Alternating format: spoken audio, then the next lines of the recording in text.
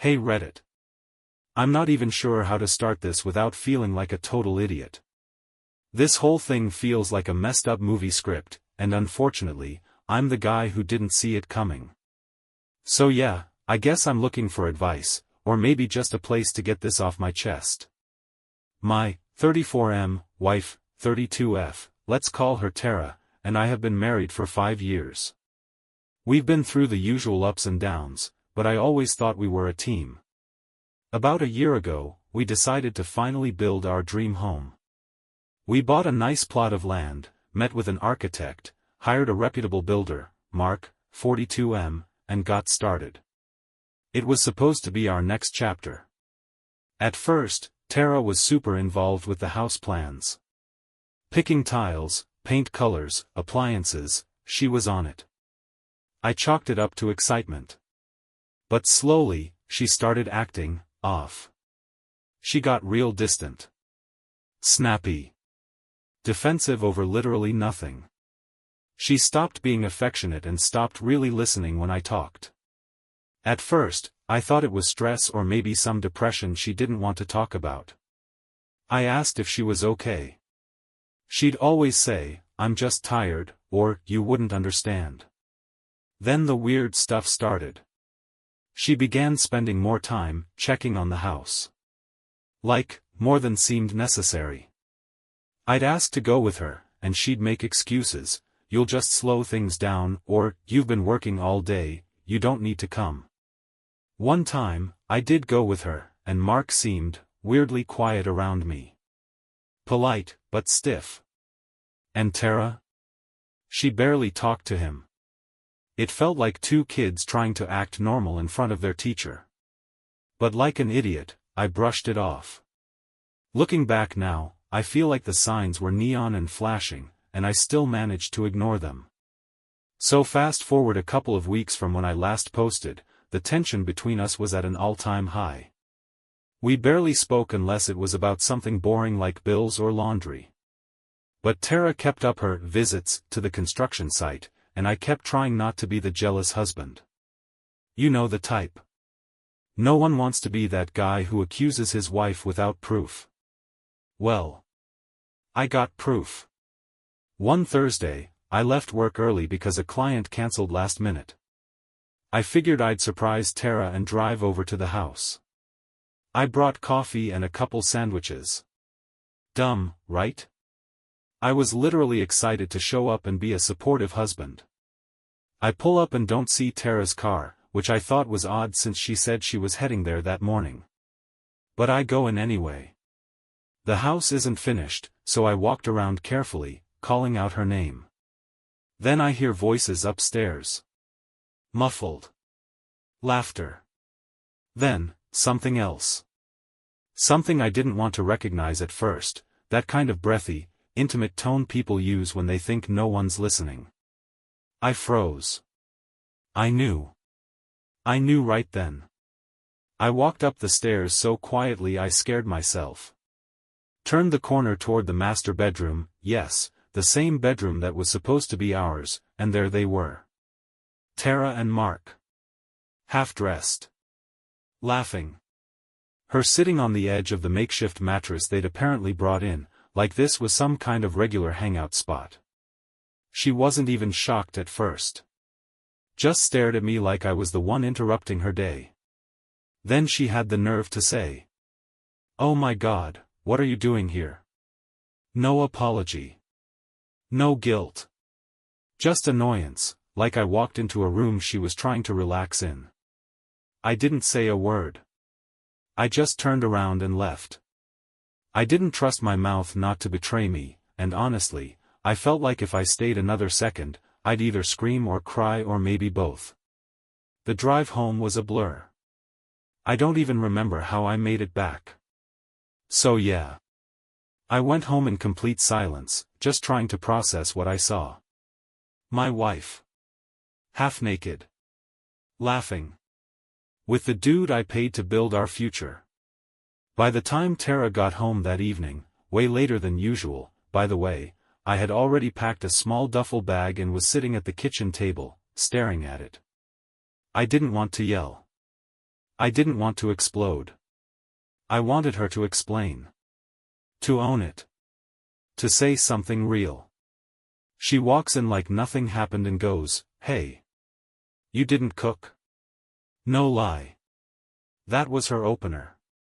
Not a flinch. Not a mention of what happened earlier. I said, calmly. "I saw you. At the house.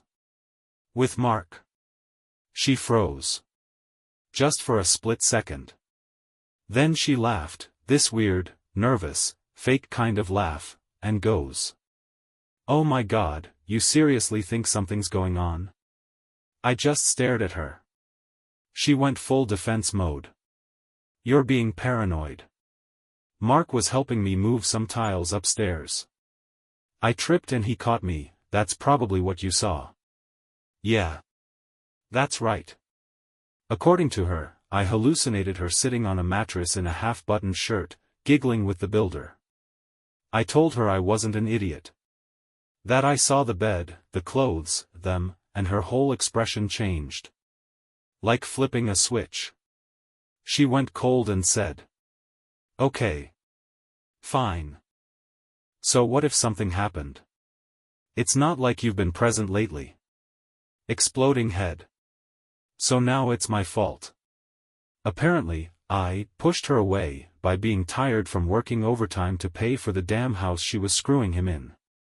She called me emotionally unavailable. Said I never listen. I said, "So you fixed that by screwing the guy building our master bedroom?" She didn't even deny it. Just stood there with her arms crossed like a teenager caught sneaking out, waiting for me to freak out. But I didn't. I just told her I was leaving, that I couldn't even look at her without feeling like my skin was on fire. She said, and I quote, "Go ahead. Maybe you'll finally realize what it feels like to be ignored." Guys, I cannot describe the level of petty venom in that one line. It was like she'd been waiting for this confrontation just to blame me. So, after that brutal showdown in the kitchen, I left. I didn't even know where I was going at first. Just drove around aimlessly for an hour, finally ended up crashing on my brother's couch. Told him a watered-down version of the truth because, honestly, I didn't even know how to say it out loud yet. That night, I barely slept. My mind kept replaying it, her laughing with him, that smug tone when she said, "So what if something happened?" It felt like someone reached inside my chest and twisted every nerve. The next few days were weird. Like I was floating through someone else's life. I kept wondering, was I that blind? Was she always this cruel, and I just ignored it? Looking back, I saw signs I brushed off, the way she always talked down about my job, the random mood swings, the way she used to joke about Mark being rugged and hands-on. But I never thought she'd actually do something like this. Not with him. Not while we were literally building a house together, building a life. There's something uniquely humiliating about being cheated on by someone who's helping you build your dream home. Every brick suddenly feels like a punchline. I didn't cry right away. That came on the third night. I saw a photo on my phone, one we took at the plot when the foundation was first poured. We were smiling. She was holding my hand like she meant it. And I just broke down. Like full body, ugly crying. Because it wasn't just about the betrayal, it was the realization that the future I'd been working for didn't even exist anymore. It was built on lies and sawdust. I called out of work. Told my boss I was sick.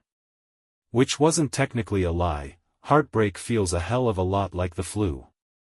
I didn't answer her texts, even though they came in non-stop for 2 days straight. First it was fake concern. Then guilt-tripping. Then threats like, "If you don't come back soon, I'm telling everyone you left me for no reason." Unreal. But through all of it, there was this growing clarity: I wasn't the crazy one. I wasn't the villain. I was just the guy who loved someone who didn't deserve it. After about a week of silence, I finally replied to one of Tara's texts. Not because I wanted to fix things, I just needed to make it clear that we were done. I kept it short. I'll be back to get the rest of my things. I'll have someone with me. Please don't be there.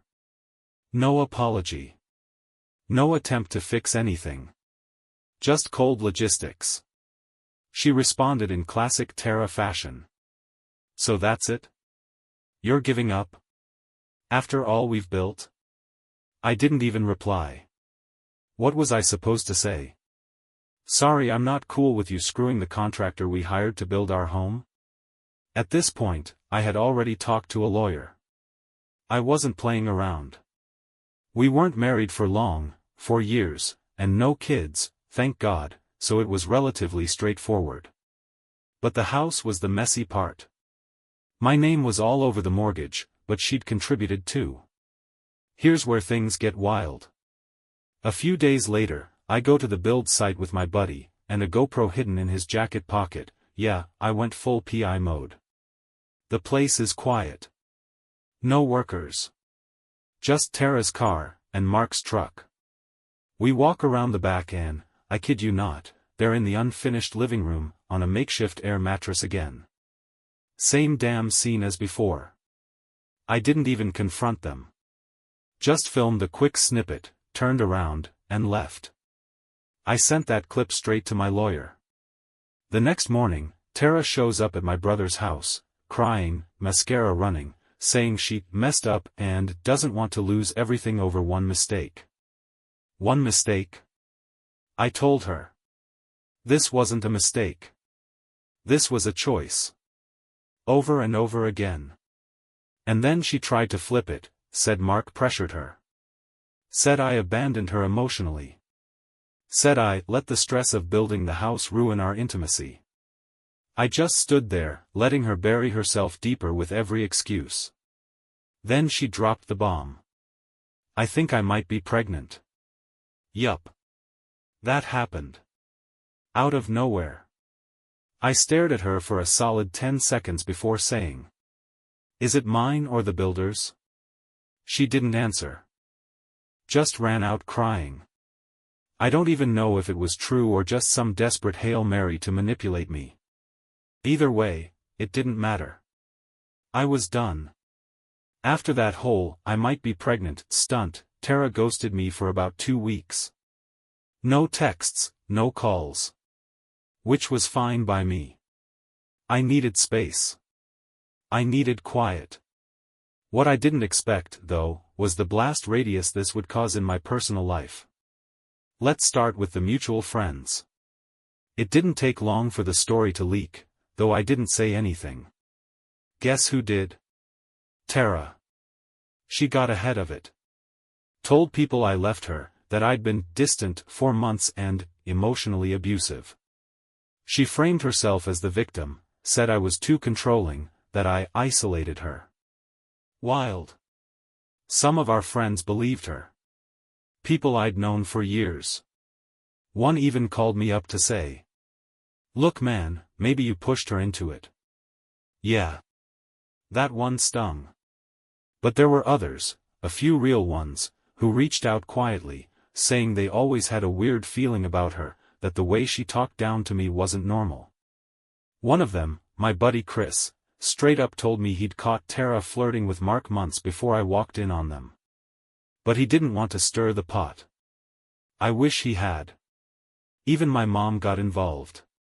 She never liked Tara. That girl's smile doesn't reach her eyes, she used to say. I thought she was just being overprotective. Turns out, she was reading the room better than I ever could. Oh, and remember Mark? The builder? He vanished. Like literally disappeared from the site. The company reassigned him to another project across the state. One of the foremen told me Mark got let go. Apparently, this wasn't his first time getting too involved with a client. What a shocker. Meanwhile, Tara finally texted me again. Not about the pregnancy, which, surprise, she never brought up again. She just said, "I think we both need to accept our part in this." Our part. Our.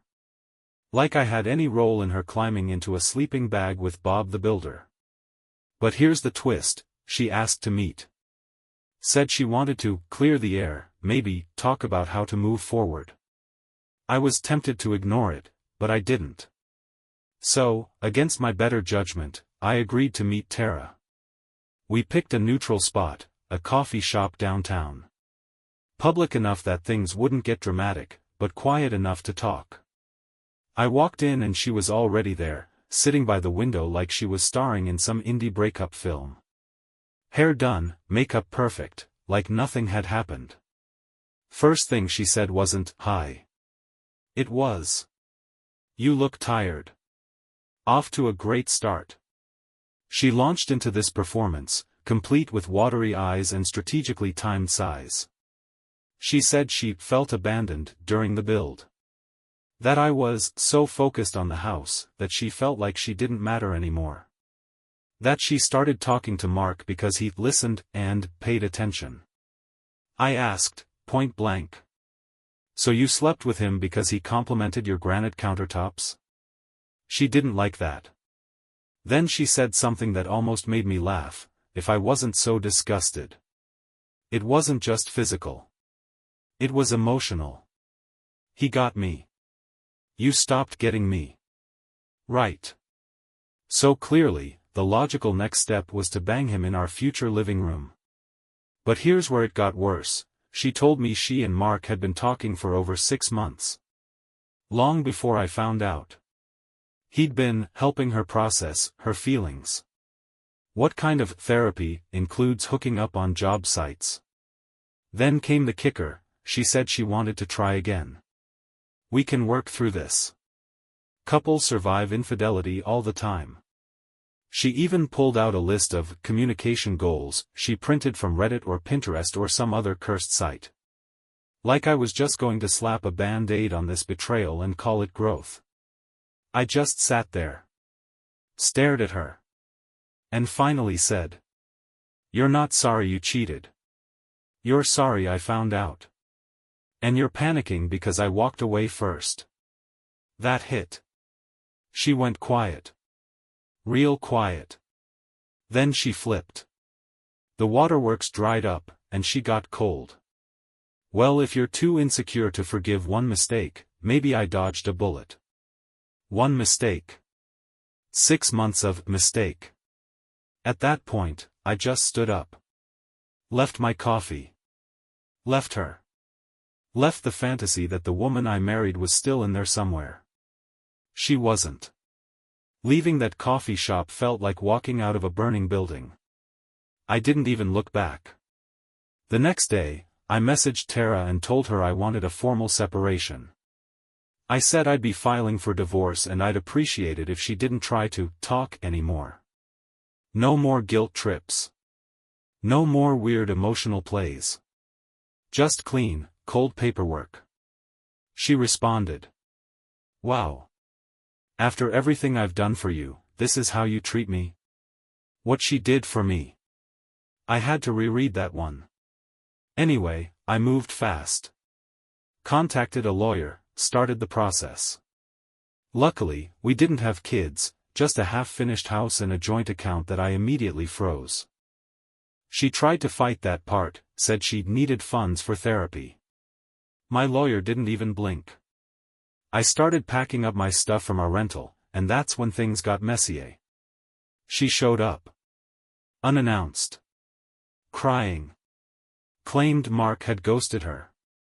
Turns out once I exposed their little affair, his wife found out too, and he got wrecked. Lost his job. His family. Everything. He was trying to lay low, according to Tara. She actually said this to me. "You ruined his life." Like, sorry? That wasn't my affair. That was her doing. I told her to leave. She wouldn't.